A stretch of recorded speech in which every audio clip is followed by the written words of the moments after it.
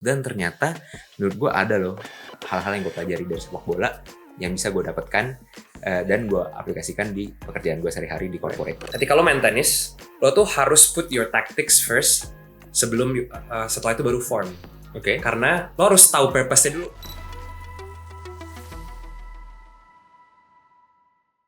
Hi, welcome to the bench, where we would like to invite you to sit and see beyond the game, because we believe that sports is more than just what we saw on the scoreboard. Today, we would like to discuss with you about the transformative power of sports in our daily life. Ngelakuin olahraga setiap harinya pasti ada impact-nya buat kita, baik dari short term maupun mid term. Muscle, flexibility, cardio. Tapi kalau kita lihat secara long term, ada banyak banget sebenarnya hal-hal yang bisa beneficial buat kita kalau kita step back and we analyze. And today, we would like to discuss this with you, the recreational athletes. Orang-orang yang di umur 20, 30, baru pick up a new sports, atau sebenarnya udah ngelakuin olahraga setiap harinya bareng with your daily life. You balance sports and your work life. You're very passionate in sports. You see challenges as your daily snacks, dan you are very goal-driven. Di sini kita pengen ngomongin tentang, how I wish I was an athlete. Atau mungkin kayak karena baru mulai kayak, ternyata sports itu seru banget ya. Dan you guys train like an athlete. You shape your mindset like an athlete. You then perform like an athlete because you feel like challenges is part of your daily life. Every day, you would like to win. You want to play with the best, and therefore you became the best. You are our colleagues, our teammates, the recreational athletes that goes through life with an athlete's mindset. So, Al, let's introduce yourself. Halo, nama gue Manuel. I do play sports, tennis, gitu, as a recreational athlete, and I also have business on the side. Gitu. Okay. And definitely kalau misalnya ngomongin olahraga, itu sangat impactful banget sama keseharian gue misalnya sebagai owning a business gitu. Lo jadi punya competitive spirit, lo pengen deliver good quality of products jadinya gitu. Dan more or less lo tuh punya sense of ownership ya gitu. Kalau gue share dikit, gue Irfan. Gue main bola, sepak bola since I was a little kid, kayak mungkin umur SD 4-5 SD, dan sekarang gue corporate life. Dan my ideal version of sports is team sports, karena menurut gue di kegiatan gue sehari-hari, I'm also thinking about corporate work life yang sangat-sangat memikirkan tentang team decision, team objective, team goals. Dan ternyata menurut gue ada loh hal-hal yang gue pelajari dari sepak bola yang bisa gue dapatkan dan gue aplikasikan di pekerjaan gue sehari-hari di corporate. So, kalau L ngomongin tentang bisnis, tenis, personal, gue ngomongin tentang gue sepak bola. Gue mainnya bareng-bareng, gue main 11 orang, ya 22 orang. Ada coaches gue dan segala macam. Dan gue kerja di kantor tuh, ya team spirit juga. Karena gue bareng-bareng sama manajer gue, sama kolega gue, sama team member gue, atau even orang-orang di divisi lain gitu. Sedangkan kalau lu di tenis, mainnya sendiri, mau kuliah sendiri. And then you own your business. Okay, you have your partner. Tapi semua decisionnya, semua preparationnya, you do it yourself. Jadi beda banget lah, kayak background kita udah beda banget. So then, that's why the bench would like to invite you to see beyond the game from a different perspective. Karena gue sama El tuh percaya ketika kita ada di bench nih, kayak kita lagi duduk, contoh kalau gue di bola, berarti gue duduk di bangku cadangan, atau gue sebagai pelatih, sebagai pemain cadangan, atau gue sebagai penonton. Kita tuh melihatnya dari sudut pandang yang berbeda, karena kita seeing the game from a different perspective.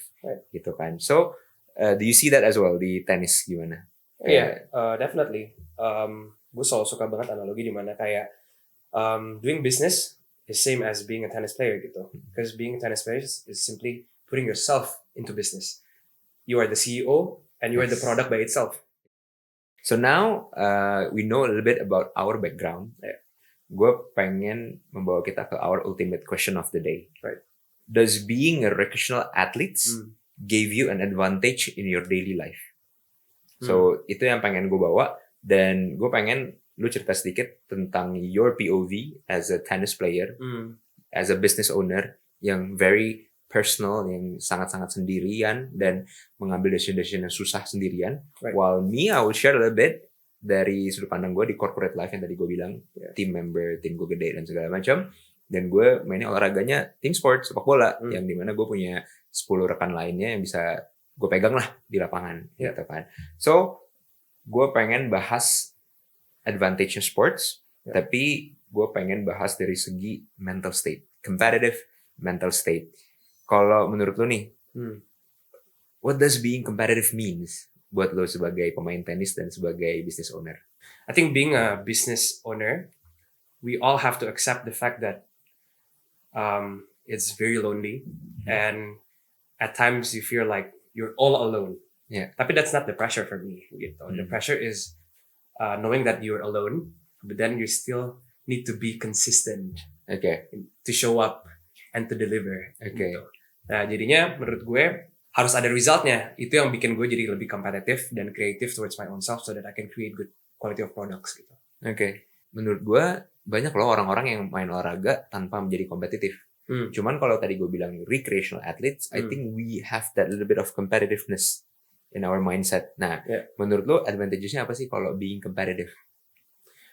Gue lebih I'd like to refer this more on being creative than competitive sebenarnya. Oke.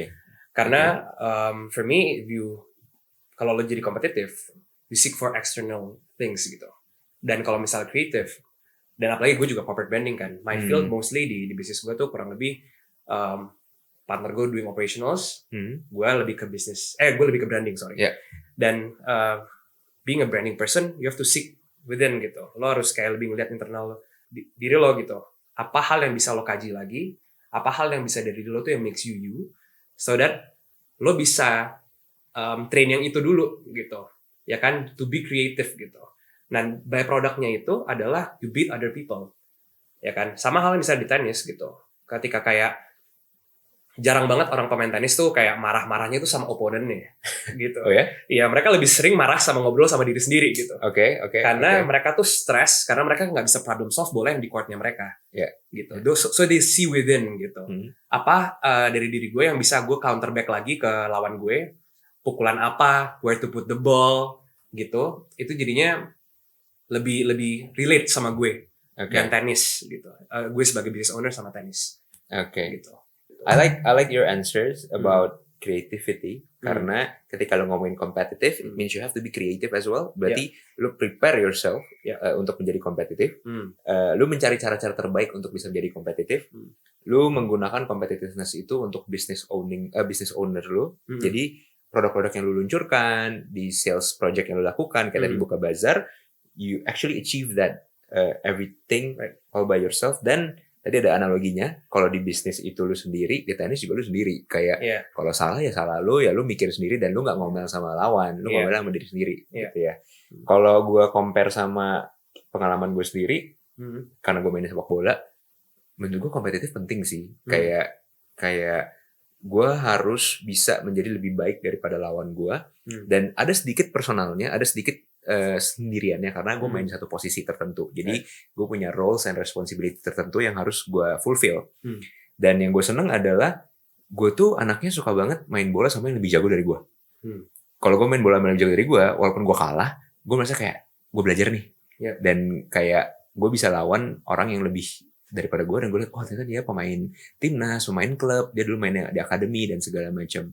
Dan does it help me? Menurut gue yes, karena di corporate life gue start karir gue tuh sebagai management trainee di multinational company, dan ketika lo masuk sebagai management trainee, lo di-compete sama peers lo, kayak lo harus bisa improve, kayak lo kenapa dipilih di sini dan gimana cara lo bisa lebih dari peers lo. Kemudian dari gue belajar main bola, gue ngerti bahwa meskipun ada goal pribadi yang harus gue achieve, at the end of the day corporate life is about team objective. It's about team spirit. Jadi kayak team result. So, if I'm doing well, contoh, gue main bola back kanan, back kiri. Gue bisa bagus banget mainnya hari ini. Tapi kalau back tengah gue mainnya nggak bagus, gelandang mainnya nggak bagus, striker mainnya nggak bagus, we will never get the result. And that's why it's also my role to be competitive and doing good at what I'm doing and help others. Ketika gue mainnya bagus, pemain belakang yang lain bisa terbantu, pemain tengah terbantu, striker juga terbantu. So then, for me, competitive mental state, very important. It's pretty similar. To be creative, preparationnya harus clear, and then get the results that we want. I kind of like the analogy of tadi yang berantem itu sama diri sendiri. I have my own fight with my own self, tapi pada dasarnya gue lumayan terbantu karena gue punya 10 pemain lainnya atau even pemain-pemain cadangan lainnya yang Hmm. bantuin gue. So that's about competitive mental state ya as a tennis player and a business owner. Gimana ketika you make your decisions? Karena it's very different ketika kita ngomong decision making, lu pasti banyak pilih tindakan-tindakan yang berbeda setiap harinya. How many decisions you make on a daily basis di bisnis lu? Gue sama partner gue itu kita suka ngebagi gitu ya, micro decisions sama strategic decisions gitu. Oke. Dan kalau misalnya sehari-hari kita tuh we handle mostly operationals, kayak making sure that our products tuh delivered in the very pristine and mint condition gitu, Oke. sampai di rumahnya customer gitu. Kayak handling with admins gitu ya kan, kayak replying DMs and everything and else. Tapi ada juga misalnya kayak strategic decisions like kita mau pindahin paperback misalnya, ganti paperback kita sama yang lebih sustainable dan Oke, ganti costnya packaging. terlalu mahal gitu. Mm-mm. Itu kita discuss together gitu. Yeah. Packagingnya kita harus kolaborasi sama painter biar lukisannya tuh terlihat gitu. Yeah. Biar orang-orang nggak pengen buang Oke. packagingnya. Itu kan strategic decisions, kayak lebih ke sustainable gitu. Yeah. And one thing I learned in tennis about decision making is actually to put purpose first gitu. Dimana kalau misalnya lo belajar tenis gitu ya, let's say, dan gue juga I coach on the side. Yeah. Dimana ketika lo main tenis, lo tuh harus put your tactics first sebelum setelah itu baru form. Oke. Karena lo harus tahu purpose-nya dulu mau taruh bolanya di mana. Uh-huh. Baru nanti your form itu align sama itu. Baru lo mikirin formnya. Tapi purpose-nya dulu. Sama kayak kalau misalnya lo bikin bisnis gitu ya kan. Visionnya tuh harus jelas banget. Okay. Ya kan? So that the mission can be align gitu. Lo tahu missionnya tuh your form, tapi visionnya harus jelas dulu. Jadinya itu juga gue di bisnis juga sama gitu, ya kan? Beneran nggak produk gue bisa kejual? Yang dengan strategi yang gue pakai ini ada resultnya nggak? Gitu. Ada yang beli nggak? Gitu. Orang percaya nggak sama storytellingnya? Gitu. Ya kan? Ada purpose-nya dulu gitu di depannya. When you take those decisions. Yep. Thought proses lu gimana di balik itu? Kayak ketika lu oke, kita ganti packaging, lebih sustainable. Kita ikut bazar ini gitu. Dan apa sih yang ada di pikiran lu ketika lu mengambil decision tersebut? Thought prosesnya gimana? Mungkin gue akan share dulu background-nya adalah kayak main tenis, every points play, gitu ya. Itu kalau misalnya di bisnis itu is a rupiah spend. Gitu. So you need to have good calculation. Ya kan, lo harus tahu medannya lo lagi bertempur di mana. Terus kayak lo harus ngitung your capacity as a business or as a player gitu. Gue kemarin baca statsnya kalau misalnya ATP 500 sampai ATP 1000 itu 800 decisions in one match. In a match. Gitu. Kalau misalnya Grand Slams is more than 1200-an gitu. Of strategic decisions. In each of these decisions itu you have to make decisions within 2 seconds. Ya kan, ketika bola karena ketika bola di area lo harus tahu gue mau cross court, mau down the line, atau kayaknya oponennya jauh nih. Gue kayaknya mau slice aja biar dia run towards so that I can kill the game. Gitu kan. Ya kurang lebih itu diakumulasikan selama satu pertandingan. 800 sampai 1200. Oke. Gitu. So konklusinya adalah sebenarnya being a tennis player, it's pretty similar to being a business owner. Ketika bolanya datang ke lo, pressure-nya tuh besar banget, dan you have to take decisions less than 2 seconds. Dan gue suka tadi bagian lo bilang, ketika lo mukul A, itu tuh sebenarnya untuk mempersiapkan lo untuk B, C, D, E langkah-langkah berikutnya. Dengan dalam satu game lo bisa 800 decisions, sampai 1200 decisions. Berarti pressure-nya besar banget. And you're doing it all alone. Yes, and you're doing it all alone, which is crazy. Kalau main tenis kan coachnya jauh ya, nggak di sebelah lo gitu kan. Dan lo nggak ada pemain-pemain cadangan lainnya bantuin lo. So that's crazy. Dan gue pengen nyambungin dikit sama analogi kalau di corporate gitu kan. Kalau di corporate itu suka kadang-kadang kita juga decision making sebenarnya. Tapi suka ada kalimat-kalimat yang mungkin lo pernah dengar juga kayak, yang penting bolanya nggak di gue. Ya kan, kayak it's pretty similar. Tapi bedanya adalah kalau di corporate timnya besar banget, kayak kolega lu banyak banget, sehingga yang penting bolanya nggak di gue dulu gitu kan. Tapi gue nggak mau dwell too much on that. Gue lebih pengen ngomong tentang pressure-nya when you make decisions. Sama kalau di gue itu kan di corporate ya. Gue satu tim lebih dari 10 orang. Gue punya kolega gue yang selevel. Gue punya anggota tim gue punya manajer gue punya CEO level. Jadi any kind of decision that I made, itu tuh will come with a research, will come with something that we have research, we have think about it, we have meeting about it. Tapi jatuhnya it's a collective effort. Dan gue akan bilang mungkin pressure-nya lebih sedikit, lebih nggak berat, nggak seberat lu as a business owner sebagai tennis player. Dan seperti similar when I play football, karena ya yang penting gue fokus di posisi gue. Gue sebagai defender, yang penting gue bisa menghalau bola, and then I pass it to a better player. Gitu kan. Jadi decision making gue tuh pressure-nya beda banget. Hasilnya tapi beda juga. Kayak ketika gue dapet result yang bagus ya it's a collective effort. Ya, rewardnya beda. Rewardnya beda. Ya mungkin reward lu tadi gue suka banget ketika lu bilang every point is a rupiah spend. Berarti 100.000 gitu kan. Maksudnya reward yang lu dapat juga lebih besar karena pressure lu lebih besar. Sedangkan kalau di gue pressure-nya juga sama besarnya atau even besar juga. Tapi hasilnya akan berbeda karena it's a team decision, it's a team sports, and it's a collective effort gitu ya. So gue sekarang lebih paham dikit kayak sebagai tennis player, sebagai business owner, dan mungkin gue juga mereflect as a corporate and as a football player, competitive mental state-nya gimana, kemudian juga decision making-nya gimana. It's very different, tapi in a sense sports actually helps. Dan tadi kita beberapa kali ngomongin tentang ada cycle-nya yang gue rasa di semua orang yang main olahraga pasti paham. Gue akan mencoba memberikan analogi seperti ini. Kita pertama kali mengenal sebuah olahraga, pasti kita cupu, pasti kita nggak bisa main gitu kan. That's pressure, ya kan. Ketika kita nggak bisa main bola, kita kayak seru ya main bola, seru ya main tenis, seru ya main padel gitu. Pressure-nya adalah gimana caranya biar gue bisa jago. So then it goes to progress. So the second cycle, di cycle-nya adalah dari pressure ke progress. How we develop ourselves untuk bisa jadi jago. And then we get to the results. It's either we win or we lost. But then at the end of the day, those are the cycle gitu kan. Right. Kayak gue pengen deep dive on the cycle. Pressure, progress, dan result. You as a tennis player and as a business owner, while me as a football player, team sports, dan juga corporate life. How do we see pressure? How do we see progress? How do we see result? Kayak to put everyone in a context, kalau kita ngomongin pressure, tadi kita udah tahu nih kayak when you take decision, when you being competitive, itu kan lu sendiri, lu benar-benar sendiri ya oke, with your partner, tapi tetap lebih sendiri. Kalau pressure gue, it's a team pressure.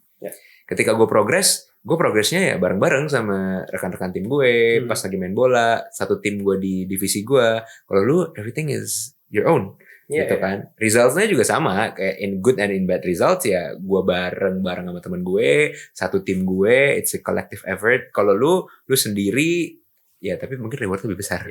Ya kan. Tapi ketika rewardnya besar, ketika lu kalah, pressure-nya, stressnya jauh lebih besar. It's crazy. Ya kan? It's crazy. Dan let's start with pressure. What do you think about being a business owner and a tennis player? And how do you deal with pressure? Dealing with loneliness and still have to deliver consistency. Consistency di sini buat gue sebagai business owner tuh meaningnya you still have to show up, you still have to deliver the product, and you have to create sales, gitu kan. Dan loneliness itu menurut gue it's not the issue. Okay. It's never been the pressure. Okay. The pressure is to be consistent and showing up. Okay. Jadi to put it into context, if you talk about pressure, gue tuh suka banget sama terminologi tenis di mana you have to serve. Okay. First thing first, you have to serve. Uh-huh. Ya kan, lo udah bikin R&D panjang banget sama produk-produk ini, launch-nya ya di turnamen, gitu. Ya kan, lo show off gitu di situ. Tapi to start this tournament, you have to serve. Ya kan, you have to show up. Nah, serve meaning itu it can be both delivering the serve and returning the serve or holding a serve. Ya kan? Making sure even though you feel bad right now, you feel nervous, you still have to put the ball inside the box gitu. Itu baru satu hal. Belum yang kedua, ya kan? With all the spectators watching you, expectations, ya kan? Jadinya menurut gue pressure itu very important, tapi itu langkah awalnya. Okay. Gitu. You have to deliver good quality of serve, so that lo nggak langsung ditampol sama lawan lo gitu doang, udah gitu kan. Making sure that you deliver, and bahkan waktu lo lagi pressure, lo tetap harus bisa balikin bolanya dengan baik, gitu kan.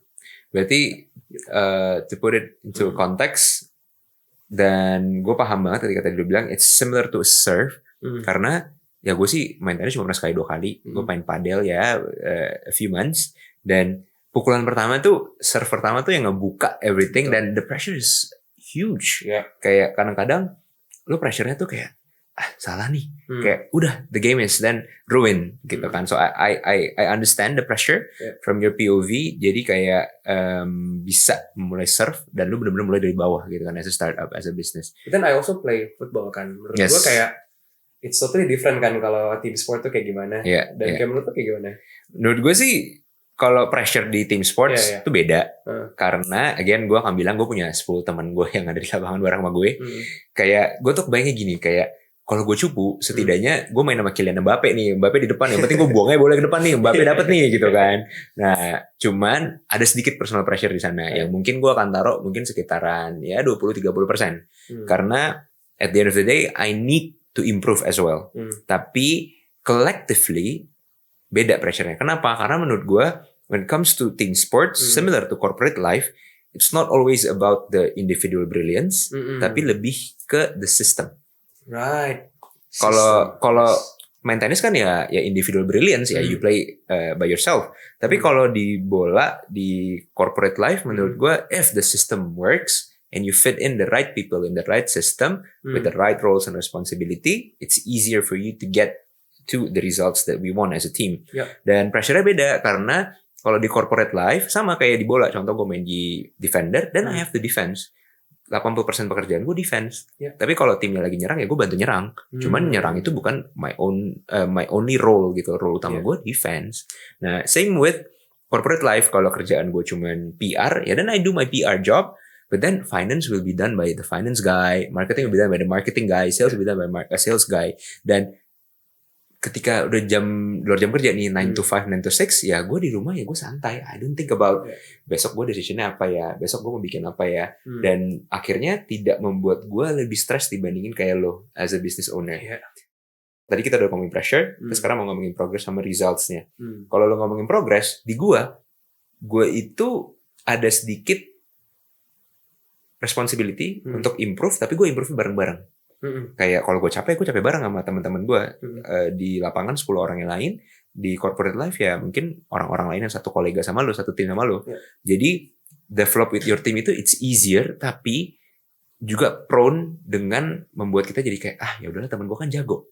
Ya gue bisa rely on my teammates, on my friends, on my colleagues gitu. Sedangkan kalau di lo ya you have to be brilliant by your own. Gimana caranya lo progress di tenis dan juga di business owner lo? Gue kalau ngomongin kayak gini, progress tuh pasti akan balik lagi ke what's at stakes gitu ya. You just can't afford to lose. Yes. Gitu. Gue masih bisa afford to lose. There's only 2 options, ya kan? Business owner mindset banget ya. Iya. Optionnya tuh kayak lo harus create sales, karena lo expense di situ, ya kan, lo keluarin expenses, balik modal atau enggak, gitu kan? Atau ya kelar gitu. After you done your serve, bolanya bisa balik ke mereka. Then game on.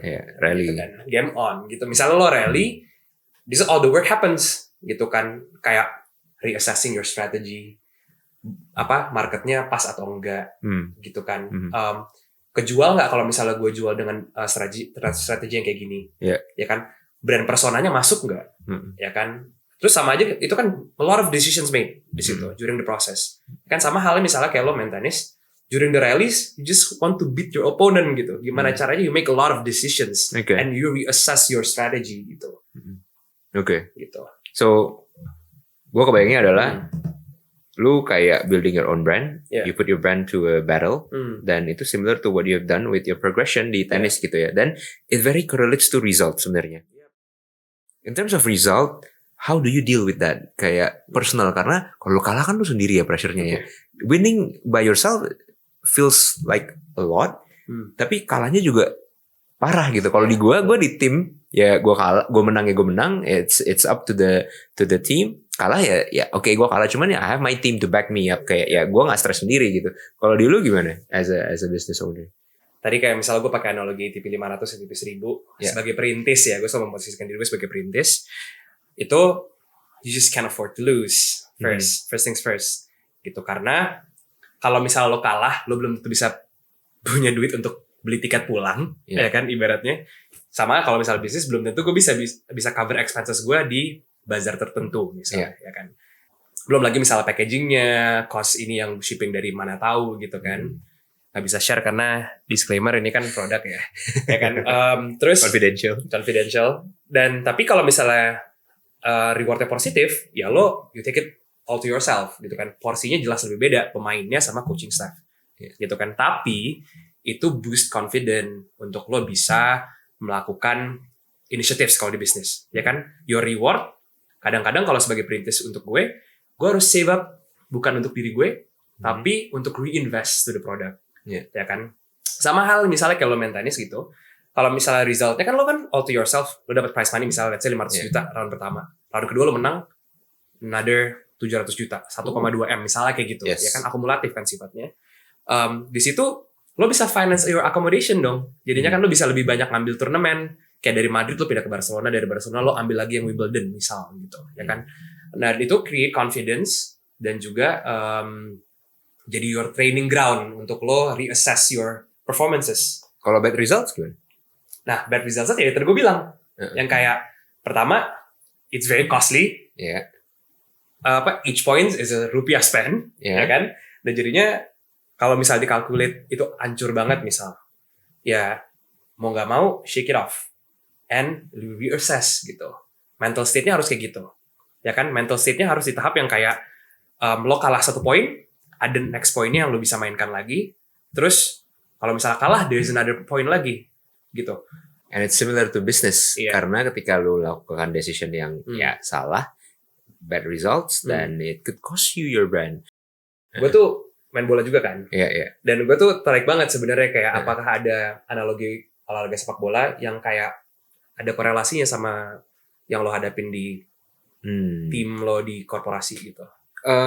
Menurut gue sebenarnya mirip-mirip. Tadi kayak gue udah bahas sedikit tentang pressure-nya, bahwa kayak di gue tuh berarti team pressure, progress-nya. Luckily di team sports and in corporate life, lu tuh ya di developnya bareng-bareng. Again, menurut gue di team sports itu ada juga bagian yang personal contribution. In that case, gue harus improve dulu, tapi I'm serving for a greater good. Jadi it has to be a team. Karena yang gue suka dari team sports adalah you are as strong as your weakest link. Itu analogi sering gue pakai. Anggapannya kayak contoh main sepak bola nih. Lu posisinya back kiri misalnya. Lu tuh back yang paling cupu sebenarnya di antara teman-teman lo. Jadi musuh bisa melihat itu and then they use that as an opportunity buat nyerang lo gitu kan. But then karena gue mainnya 11 orang, yang lain kan bisa bantuin gue untuk cover up. So the pressure is different, the progress is different. Karena ketika gue melihat teman gue backing up myself, gue jadi punya self confident untuk bisa improve lagi. Bisa jadi teman gue dapetin gue, it's okay Van, let's go, gitu kan. While in tennis you have to figure it out yourself gitu, kayak lu ngomong ambil sendiri, bisa yo L gitu kan. Sedangkan kalau di gue, progression gue itu gue bisa develop sendiri, tapi bareng-bareng sama teammates gue. So I have an environment which helps me to grow. Dan itu similar to corporate life, karena corporate life juga kayak gitu, kayak meskipun nggak semua orang seberuntung itu untuk punya tim yang sangat harmonious, sangat benar-benar untuk develop, goal driven. Nah, gue untungnya gue cukup beruntung selama gue berkarir kurang lebih 12 tahun di FMCG. I always have friends and colleagues yang luar biasa supportive. Jadi menurut gue progressionnya mirip-mirip. So that's why I feel like gue di tim sekarang itu benar-benar bisa melihat if I'm doing A, how does my decision affect my colleagues, my team members, and my managers gitu kan. So we have to progress together and it correlates with result. Karena di gua, ya as long as I'm playing well and I'm serve the greater good, ya gua akan achieve good resultnya bareng-bareng. But then mungkin results-nya tidak akan se-euforia kalau lu pemain tenis, lu main sendiri dan lu menang, lu juara kayak I'm the best gitu. Tapi di gua ya kita akan ngomongnya we are the best team. And when it comes to team, of course, you have to remove a little bit of your ego, and therefore, I feel like team sports is also not for everyone. Karena ada orang-orang yang mungkin lebih individualistic dan dia merasa kayak I want to be a personal winner. I want to talk a little bit about decision making. Ketika di dalam cycle yang tadi pressure, progress, dan result, ngomongin decision making, gue lebih setuju orang-orang team sports. Kenapa? Karena I've seen a lot of people who take decisions yang sangat-sangat pribadinya dia sendiri, padahal dia seorang team leader di corporate life gitu ya. Dan menurut gue orang-orang yang belajar team sports mungkin akan bisa lebih lihat as a collective team spirit, team effortnya gimana. So then that's why menurut gue secara decision making team sports itu bisa membantu kayak gitu. Karena ketika lo ada pressure, progressionnya adalah ya I know I am as a leader, tapi gue mesti belajar dari anak-anak gue decision terbaik apa, and then resultnya apa. Karena ultimately it's a team results gitu. Walaupun ya secara leader ya dia ada sedikit personal pressure-nya juga gitu sih. Gue sebenarnya kalau lo tanya ya, gue suka banget the collaborative effort-nya tim sports gitu. Oke. Ya kan, dan sebenarnya kalau lo dari tadi ngomong kayak gitu, di kepala gue tuh cuman yang andai aja gue punya capital yang lebih gitu.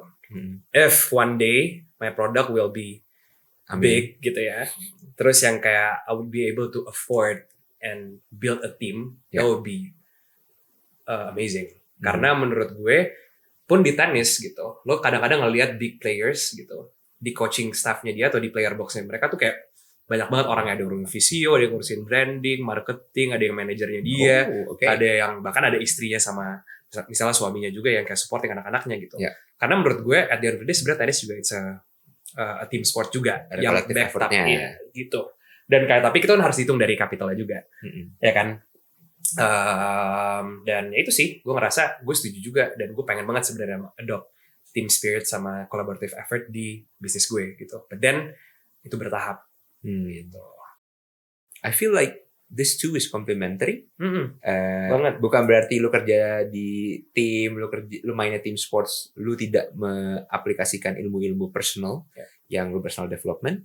And same goes with you, kayak tadi lu bilang, lu main tenis pun lu juga harus ngurusin tim yang ada di belakang, your coaching staff, your support system, kayak gitu.